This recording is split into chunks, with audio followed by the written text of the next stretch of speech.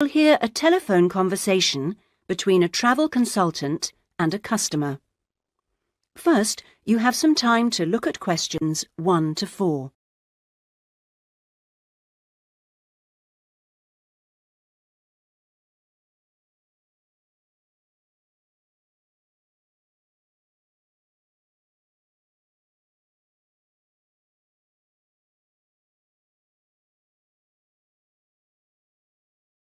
You will see that there is an example which has been done for you. On this occasion only, the conversation relating to this will be played first. Good afternoon, Dreamtime Travel. How can I help you? Oh, hello. I'm interested in the holidays you offer along the coast near here. Yes, we operate several tours up the coast. Where in particular did you want to go? Well, I like the sound of the holiday that mentioned whales. Was it, whale watching? Oh, that's our Whale Watch experience. It's very popular, and it's based in a lovely little town with nice beaches. The holiday is called Whale Watch Experience, so Whale Watch Experience has been written on the form. Now we shall begin. You should answer the questions as you listen because you will not hear the recording a second time. Listen carefully and answer questions 1 to 4. Good afternoon, Dreamtime Travel. How can I help you? Oh, hello. I'm interested in the holidays you offer along the coast near here. Yes, we operate several tours up the coast. Where in particular did you want to go? Well, I like the sound of the holiday that mentioned whales. Was it, whale watching? Oh, that's our Whale Watch experience. It's very popular, and it's based in a lovely little town with nice beaches. Oh, right. And how long does it last? It's 2 days. That includes 4 hours travel time each way from here. Good. I don't want to be away any longer than that. So, is that by coach? Actually, it's by minibus. We like to keep those tours small and personal, so we don't take a whole coachload of people. In fact, we only take up to 15 people on this tour, although we do run it with just 12 or 13. Oh, right. So, do you run these tours often? Well, it depends on the time of year. Of course, in peak times, like the summer holidays, we do them every weekend, but at the moment, it's usually once a month at most. And when is the next one going? Let me see. There's one in 3 weeks' time, which is April the 18th, and then we don't have another one until June the 2nd. All right. And is April a good time to go? Pretty good, though the really good time is later in the year. I have to say, though, that the whale sighting is only one of the many things offered. Really? Yes, the hotel itself where you stay has great facilities. It's called the Palisades. The Paris what? No, it's actually the Palisades. Pallilsades. It's right on the main beach there. Oh, I see. All of the rooms have nice views, and the food is really good there too. Oh, right. Before you hear the rest of the conversation, you have some time to look at questions 5 to 10.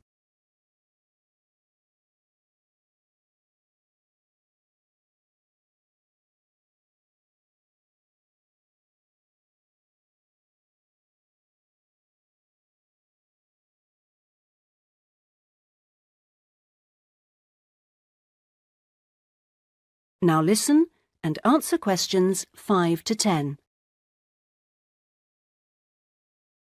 And what about the other things, that are included in the price? Oh, there are lots of things. If you don't want to do the Whale Watch cruise, your guide will take anyone who is interested either on a bushwalk through the national park near the hotel, and there's no extra charge for that, or on a fishing trip. That's an extra $12, I think. And there's also a reptile park in town. That costs more or less the same. No, I think I'd prefer whales to snakes. Yeah. And if you just want to relax, you're free to sit by the hotel pool or go down the beach. Oh, and they also have tennis courts at the hotel, but you have to pay for those by the hour. But there are table tennis tables downstairs, and they're part of the accommodation package. Just speak to your guide. Well, that sounds good. So how much is the basic tour price? At this time of year, it's usually around $300, but let me check. It's actually $280. And the next tour, are there any places on that one? How many people is it for? There are 2 of us. Yes, that should be fine. Can I just mention that we require all bookings to be made at least 14 days before you travel to avoid cancellations of tours? And if you cancel within 7 days of departure, you will have to pay 50% of your total booking. Okay. And you also need to pay a 20% deposit at the time of booking. Can I pay that by credit card? Yes, you can. All right, what I'll do is I'll talk to my partner and get back to you. Fine. So I'll make a provisional booking, shall I? 2 for the Whale Watch experience. Let me issue you with a customer reference number for when you call back. Do you have a pen? Yes. OK. It's 39745T. That's T for Tango. When you call back, ask to speak to the tour manager. That's me, Tracy. Fine, I will. That is the end of section 1. You now have half a minute to check your answers.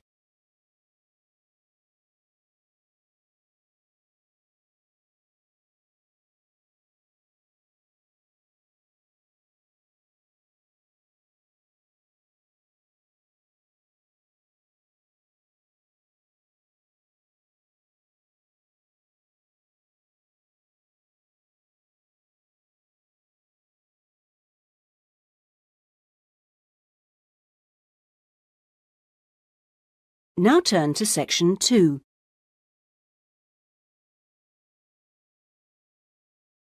Section 2. You will hear a radio programme giving parents advice about buying cots for their babies to sleep in. First, you have some time to look at questions 11 to 17.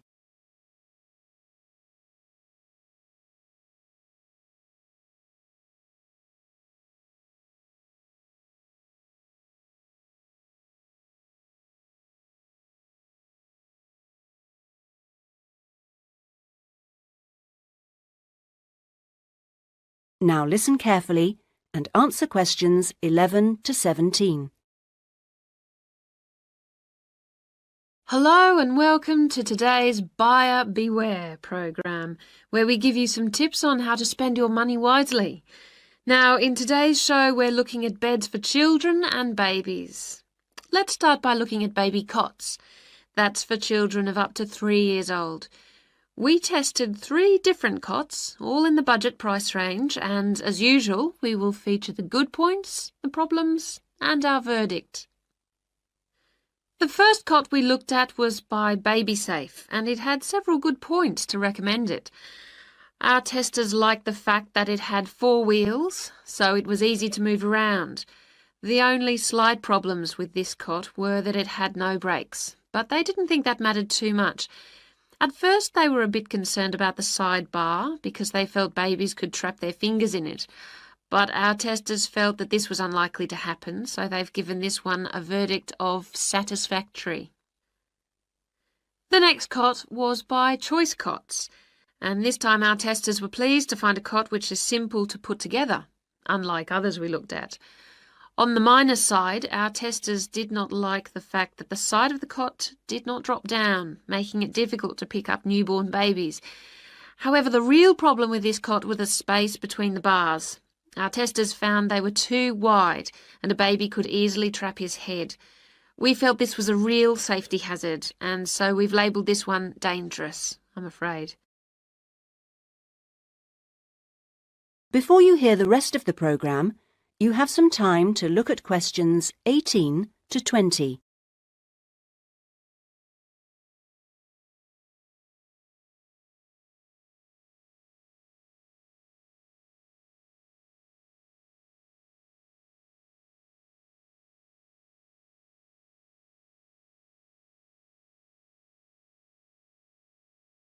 Now listen and answer questions 18 to 20.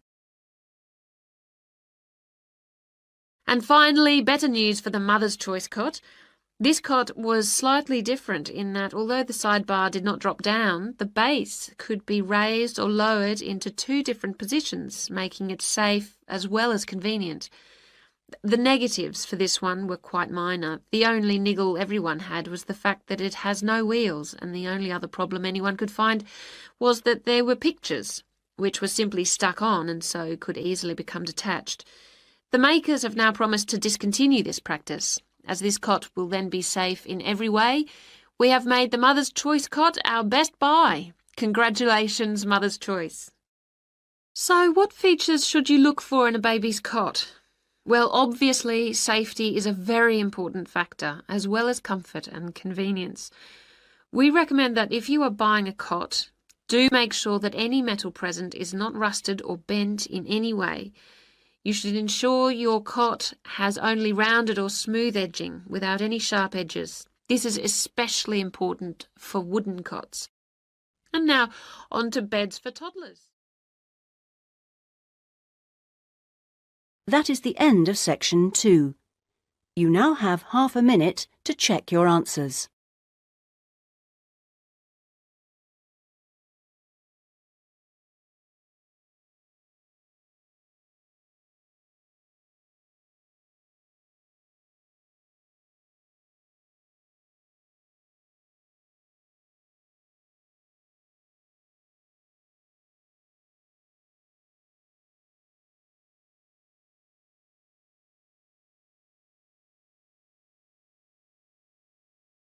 Now turn to section 3.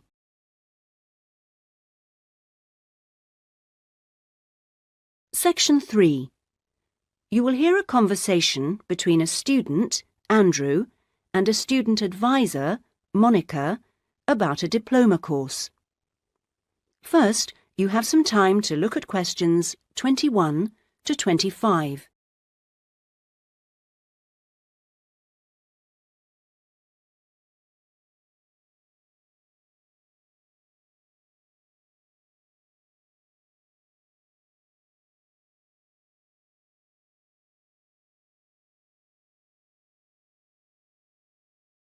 Now listen carefully and answer questions 21 to 25.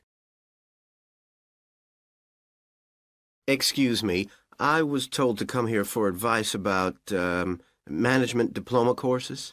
You've certainly come to the right place. Hi, my name is Monica. Nice to meet you. My name is Andrew Harris. So, Andrew, have you seen our diploma course prospectus yet? Yes, I've already looked at it. In fact, I thought the information on course content was really useful. But I'm afraid I'm a bit confused by all the different ways you can do the course. Full-time intensive, part-time, and so on. Well, let's see if I can help. I think each course type has its advantages and disadvantages, so it really depends on you, your own study habits, and your financial circumstances, of course. Are you working at the moment? Yes, I've been working in the administration section of the local hospital for the last 3 years. And before that, I worked in the office of a computer engineering company for 2 years. So I've got about 5 years of relevant work experience. And what I'm hoping to focus on is personnel management. I see. And are you planning to leave your current job to study, or are you thinking about just taking a year off? I want to know what my options are, really. I don't want to quit my job or anything, and my employers are keen for me to get some more qualifications, but obviously it would be better if I could do a course without taking too much time away from work. Right. So you don't really want to do the full-time course, then? No, not really. It's also a question of finances. You see, my office have agreed to pay the cost of the course itself, but I would have to take unpaid leave if I want to study full-time, and, well, I don't think I could afford to support myself with no salary for a whole year. OK. Well, you have 2 other possibilities. You could either do the part-time course, that would be over 2 years, and you wouldn't have to take any time off work, Or you could do what we call a modular course. You could do that in 18 months if you wanted, or longer. It's quite flexible, and it would be up to you. So what does the part-time course involve? For that, you would join an evening class and have a lecture twice a week.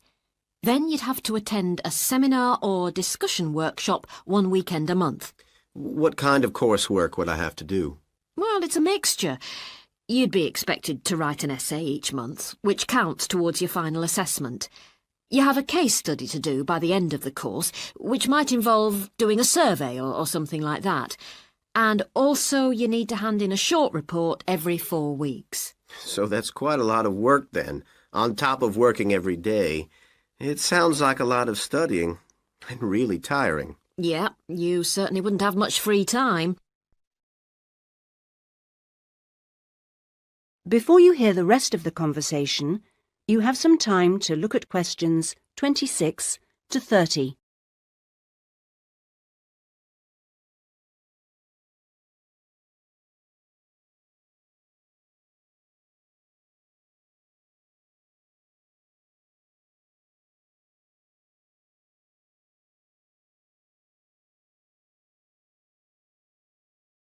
Now listen and answer questions 26 to 30. What about the modular course? What would I have to do for that? Well, that's where you get the opportunity to study full-time for short periods. That way you can cover a lot of coursework and attend lectures and seminars during the day. And each module lasts for 1 term, say about 12 weeks at a time. There are obvious advantages in this. The main one being that you can study in a much more intensive way, which suits some people much better. And how many of these modules would I have to do to get the diploma? The current programme is 2 modules, and then you have to choose a topic to work in more depth. But you can base that on your job, and so you don't need to be away from the office. And how long it takes is up to you. The important thing is that you don't have to study and work. You can focus on one thing at a time. Yes, I can see that. It certainly sounds attractive. It would be more expensive, though. I mean, I'd have to support myself without pay for each module. That's true, so that might be a problem for you. Look, why don't you talk this over with your employers and then come back? That is the end of section 3. You now have half a minute to check your answers.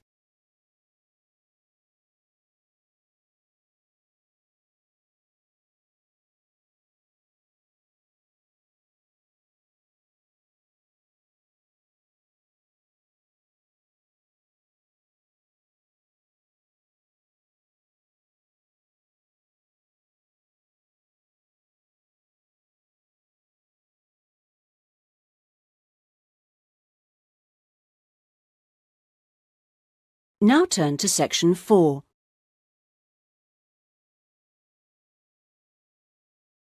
Section 4. You will hear part of a lecture given by an economist about North American women's attitude to money and saving. First, you have some time to look at questions 31 to 40.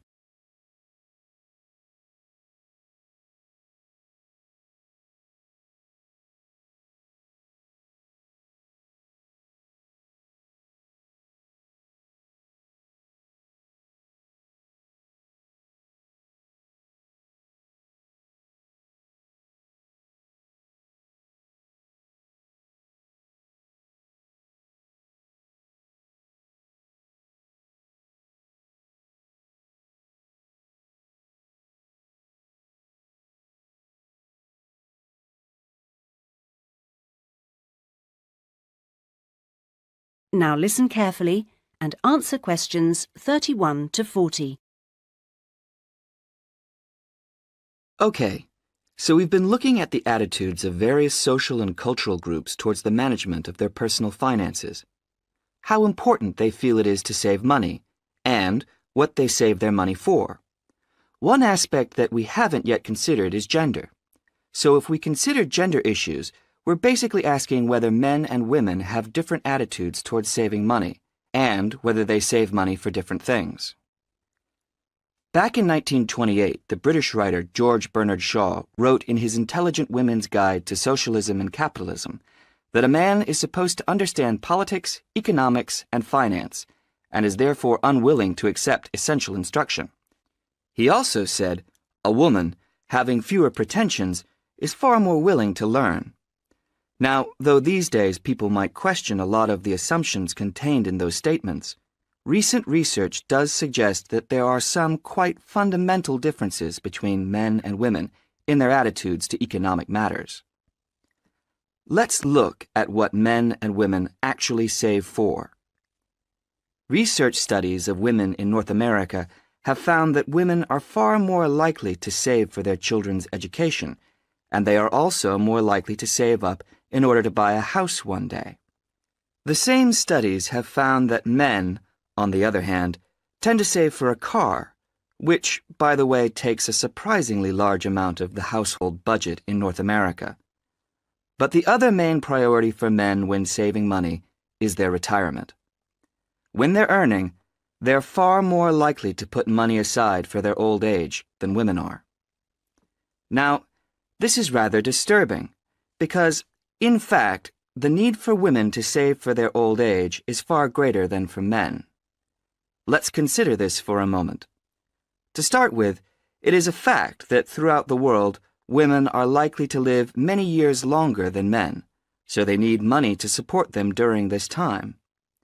Since women are likely to be the ones left without a partner in old age, they may therefore have to pay for nursing care, because they don't have a spouse to look after them. Furthermore, the high divorce rates in North America are creating a poverty cycle for women.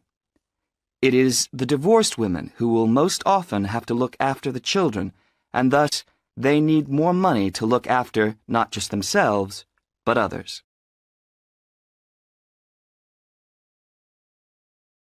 So what can be done about this situation? The population in North America is likely to contain an increasing number of elderly women. The research indicates that at present, for women, it takes a crisis to make them think about their future financial situation. But of course, this is the very worst time for anyone to make important decisions. Women today need to look ahead, think ahead, not wait until they're under pressure. Even women in their early 20s need to think about pensions, for example, and with increasing numbers of women in professional positions, there are signs that this is beginning to happen. Then research also suggests that women avoid dealing effectively with their economic situation because of a lack of confidence. The best way for them to overcome this is by getting themselves properly informed so they are less dependent on other people's advice. A number of initiatives have been set up to help them do this. This college, for example, is one of the educational institutions which offers night classes in money management, and increasing numbers of women are enrolling on such courses. Here, they can be given advice on different ways of saving. Many women are unwilling to invest in stocks and shares, for instance, but these can be extremely profitable. It is usually advised that at least 70% of a person's savings should be in low-risk investments. But for the rest, financial advisors often advise taking some well-informed risks. Initiatives such as this can give women the economic skills and knowledge they need for a comfortable, independent retirement. The increasing proportion of elderly women in the population is likely to have other economic consequences. That is the end of section 4.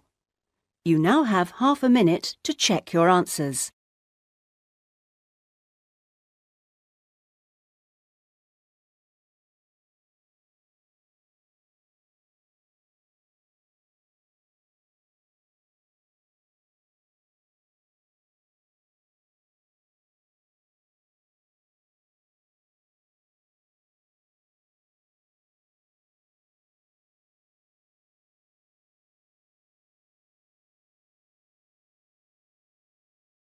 That is the end of the listening test. In the IELTS test, you would now have 10 minutes to transfer your answers to the listening